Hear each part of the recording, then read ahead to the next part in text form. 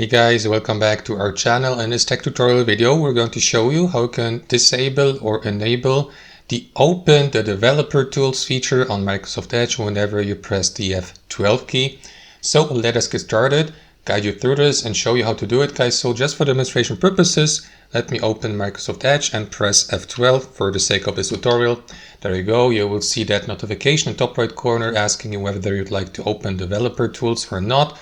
So guys, if you'd like to disable that because you, press F12 frequently and you get annoyed by the notification, you may simply click off here and access your browser settings by clicking into these three dots in the top right corner, by heading over to settings here, and inside your browser settings, head over to System and Performance here on the left panel, and here under use F12 key to open the developer tools, simply switch or toggle that feature off here to the right.